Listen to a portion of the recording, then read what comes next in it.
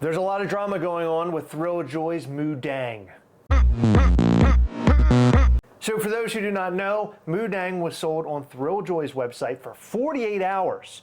And somehow it showed up on HotTopic.com. How the f did that happen?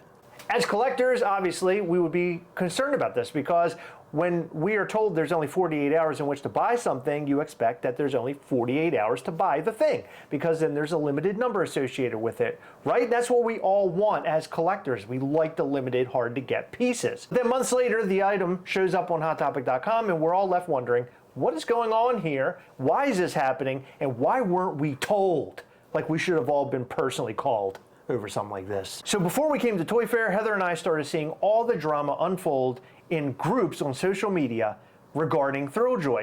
People were wondering, why is this showing up on HotTopic.com? We wondered the same thing and we wanted answers. Not only did it show up on HotTopic.com well after the 48-hour window, but it was also $15 cheaper. Son of a bee. Yeah, what the f?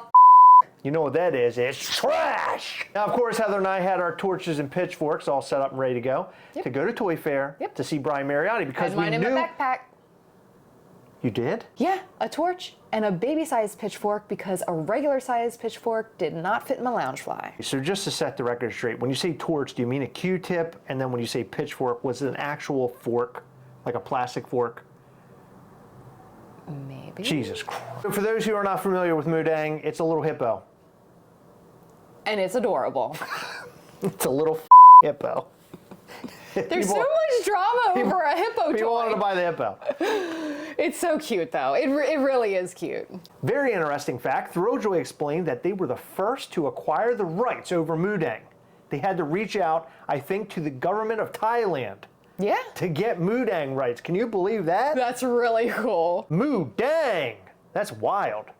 I'm trying to fit it in. I'll just see if I can get it to work. It didn't work. Before we get too deep into this video, I just want to explain who we are in case you have no idea or maybe you're a casual watcher and don't really know. People don't know who we are? We don't have very many subscribers. What the f? We are Gastlecast, and we have been collecting for over 10 years now, and we also have been running our own toy company called MISCHIEF Toys. So we have a unique take on situations like this because we are collectors first, but we also own and operate a toy company. So we sort of like see this from two different sides. So it's really interesting, I think. Let me give you everything Heather just said in layman's terms so you'll understand. We're two idiots on YouTube who make a bunch of dumb videos, and we also run a toy company where we f***ed up a lot. Yeah. Is that good, you think? Yep, that sure is. So we ran into the owner of Thrilljoy, Brian Mariotti, while we were at Toy Fair 2025, which has been amazing for us. But I went to Brian asking, WTF, man? What is going on with this whole Moo Deng thing? He didn't just say the letters, he said the words. And I said, Chris, I don't think that's very appropriate. We sat down, we had a discussion about all this.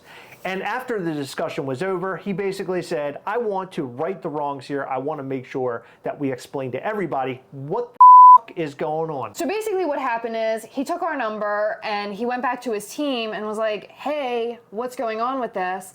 And his team was sort of working behind the scenes because he's been traveling and he's been busy at Toy Fair. We actually got a statement from him, which is really cool and really interesting because we sort of get to explain what's going on. And I don't know if they're ever going to release an official statement, but because we do enjoy Thrilljoy and we understand the pains of running a toy company, we thought it would be really cool to cover on the channel. So when we talked to Brian, I had mentioned to him that maybe they want to attach Hot Topic to a sale on their website if that's the plan moving forward or like down the line. That way people aren't confused and at least you have that on the website. So if you're buying something, you could clearly see it. It's somewhere. I'd like to talk about that because I feel like that's a really interesting piece to this. Hot Topic did purchase during the 48-hour window. Well, our next question was, how come customers were only allowed to purchase 2 per person, but Hot Topic was allowed to purchase what we would assume to be more than 2 because they're a major retailer? And they replied, well, the 2 per person limit is to basically deter reselling. However, since they're a retailer and we have contracts and we don't have to worry about them marking things up, then they were allowed to purchase the quantity that they purchased. And not only that, but their purchase contributed to the zoo fund that they were doing with the Moo Deng picks anyhow. Oh, Yeah. okay. So we're sitting here complaining even though they're giving money to a charity? Is that what you're telling me? Well, I think the biggest things are that customers feel deceived, which I can completely Totally see understand it. why. Sure. And also, it's being sold for $15 cheaper than they pre-ordered it for. So, like, how is that fair? So what you're telling me is that we all made purchases, we all got our Moo Dengs, and now Moo Deng is over in Thailand with his own jet ski? I don't know. Is that where the money went? I think Moo Deng is she. I want to know if Moo Deng has jet ski. Maybe. That'd be fun. We're going to wait. Hold on. Somebody on the New York City streets out there behind the camera, they're going to tell us. Yell up if you heard us. Nope. There's one person out there, and their back's turned to us. And there's... Oh my God, does that guy just punch that other guy in the face? Something that I saw that I really was not happy with was the mention of chargebacks. Chargebacks are sort of like a last resort deal. And I know this because I have worked in retail and we, of course, also own our own business. And chargebacks are a really big thing. They can really hurt your business in some very big ways that the general consumer doesn't really know about. We personally have had to do 2 chargebacks ever, and they were done during pretty extreme circumstances. They were considerable. We had to do a chargeback for a company that did not send me my DeLorean after we sent them over $1,000. We had to do something about it, otherwise I would have never got my money back. No, it was horrible, and we covered that over quite a few videos on this channel, so if you are interested in hearing about all of that drama, you can search Gastlecast Toys Wonderland, and it'll come up. Don't buy from Toys Wonderland. Well, I think they're gone now. Oh. I think they're under a different name. Of course they're gone. After they tried to screw me, they left. And another time, it was for a hotel that we stayed at for like 15 minutes, and then we left because it was disgusting. There were stains on the sheets, the floor was dirty, there was hair in the bathroom, and we said, we are not staying in this hotel. And they then claimed that we did stay, even though we checked out within like 15 minutes. So as you can hear from our little stories here, these are super crucial situations. It isn't because Moo Deng showed up on HotTopic.com a month after it was on Thrilljoy.com. It's not that hardcore. Yeah. It doesn't deserve a chargeback. So at Toy Fair, when we talked to Brian, he gave us a statement. He texted it to us so we could read it directly to you because we think that the collectors deserve answers. When things like this happen, it's a really tricky situation because as a company, do you really want to draw attention to an issue that may not be a super huge issue? And this situation was big enough that it was in our orbit, and that's why we shared it with Brian, because we saw a lot of people talking about it. Not only that, we saw a lot of unhappy people, and that's who we're here for, are collectors, right? Because we are collectors ourselves, and we have always been on the side of the collectors. Always. So I have a statement right here. I just met with Hot Topic and they take full responsibility for the promo issue on Moo Deng. It was supposed to have been excluded from promos and they have put things into motion to fix it so it won't happen again. So they basically told Hot Topic what can and cannot be included in the promotions. Yeah, because people were getting $15 off through Hot Topic, but they weren't getting that $15 off when they bought it on Thrilljoy.com. Yes, which is a significant amount of money to collectors. I mean, what can you buy for $15? Quite a few things. Eggs. An egg.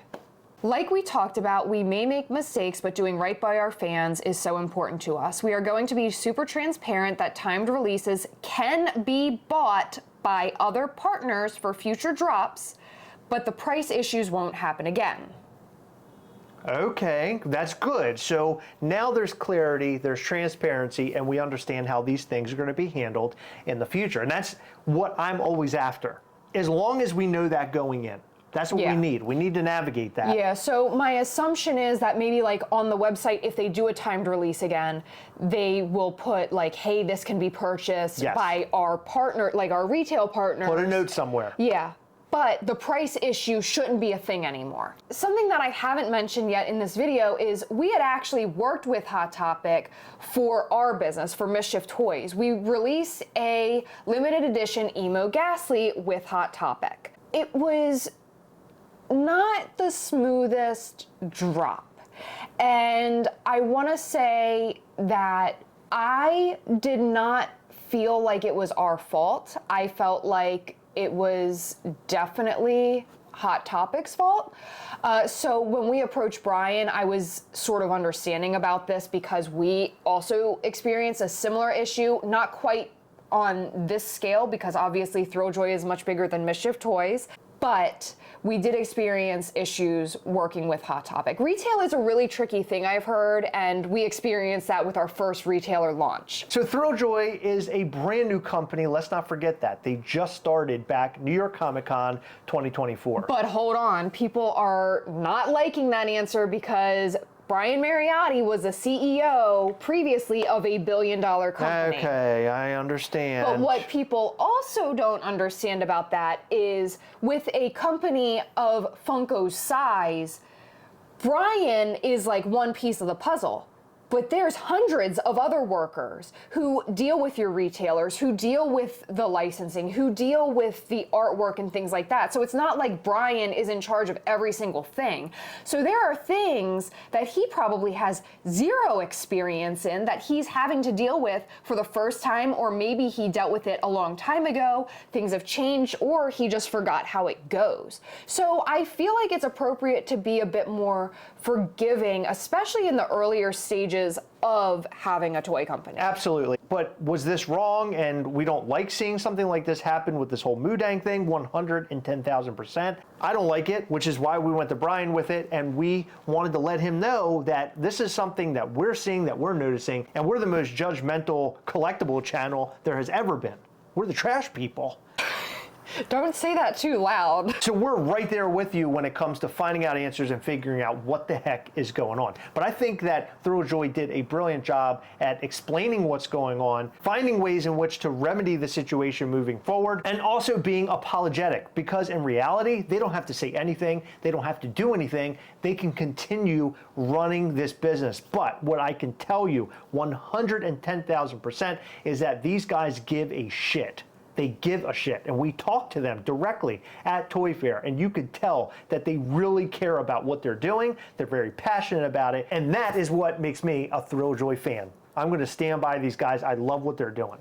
Me too. And one thing that I would like to say is we have heard they have some big things coming up very soon, and we think that what we are going to find out in just a few months is going to show us just how much they truly care about us, because I've heard it's awesome. Yeah, there's some really great things on the way. You guys are not going to want to miss out on this stuff, and we will give you all the information. Obviously, as we always do, we love giving you all that news, talking about it, giving you our thoughts and more. But this video was really important to us because this is one of those things for Gastlecast where instead of going on a complete rampage and tearing a company apart like we used to with Funko, we actually were able to go to somebody and get the answers that we were looking for so we can make a well thought out video response like this one. So did you guys like this video? Do you like that Thrilljoy responded? Are you feeling positive now? We want to know all that and more in the comment section down below. In every video, we like to shout out to some of our patrons from Patreon. In this video, we'd like to shout out to Hassan E., Justin and Stacy McKenzie, Sean Neal, Craig Matthews, Mackie Ball, Celeste Crawford, Josh Swan, Nikki Papadop, FunkoFan626, and Dean Blockley. Thank you guys so much for your continued support. We appreciate all of our patrons. You guys rock so hard. We love you guys. And every month we go live with our patrons via Google Meet. We hang out, we do giveaways, we show you upcoming things for MISCHIEF Toys and much, much more. So make sure you check out patreon.com/Gastlecast.